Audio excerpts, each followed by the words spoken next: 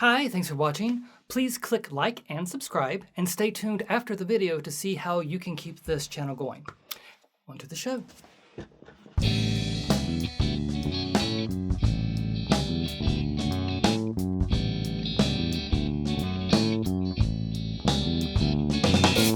Hello humans, welcome back to Ask Addi. I am Addison Smith, your favorite wizened trans person. Okay, maybe not that wizened yet. Anyway, today we have a question that is a very close relative to one of the more annoying questions that queer people hear when we come out. Are you sure? Are you sure you're trans? Are you sure you're gay? I mean, have you really thought about it and you're sure? The answer to that question is always yes. Someone who is coming out has been thinking about it for a while. They've lived with the idea. They've been hiding it from you. Otherwise, they wouldn't need to come out. Then comes the question, how?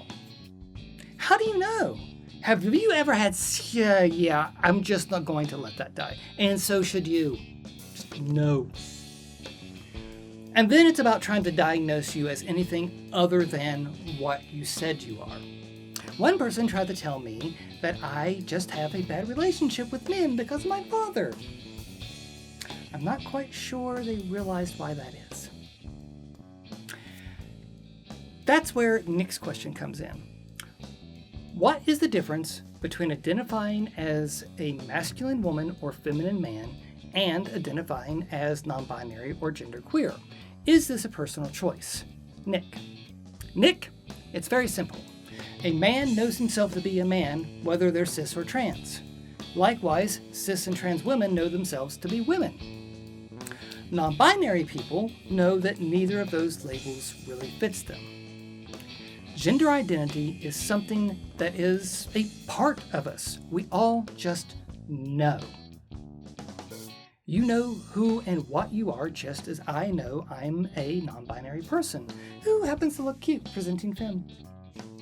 So if you're talking to someone and you're thinking they are so masculine that they must be a female-bodied non-binary person, you could be wrong. She could very strongly identify as a woman and has decided not to take crap from people, from anyone. So you just stepped in it. If you think a man is gay because he seems feminine to you, you could be wrong. Frankly, many people thought the biggest womanizer I've ever known was gay because of the stereotypes about gay men that fit him, and he played into it. He thought it helped him get lucky. Afraid should tell you what a misogynist he was. It is best not to assume anything about a person's gender or sexuality. People will tell you who they are. You just have to be willing to hear it. Now, this is going to sound contrary, but yes, it is a personal choice. But Addi, you just said that people know who they are and would tell you. They will, if they want to, and that's where personal choice comes in. There's a reason we have the phrases in the closet and out of the closet. There are many reasons that people are in the closet, and coming out publicly or even privately is always a personal choice. They could be in an unsafe situation at home, like a non-binary teenager from a conservative family that they fear would kick them out of the house if they came out of the closet. They may feel unsafe in their community. They could be worried about their job. Yes, it is now illegal to fire someone for being gay, trans, or non-binary, or a gay trans person, or a what. But that doesn't mean that people are going to stop being jerks at work, or that the boss won't find other excuses to fire them. They may not realize that they're non-binary. It took me a long time to figure it out. I've only been out for about 10 years, and as you can see, I'm old, so yeah. I always knew I was different, but it took me a while to realize how different and how I was different, if you follow my meaning. So again, it is best not to assume anything about a person's gender or sexuality. People will tell you who they are if they feel safe doing so.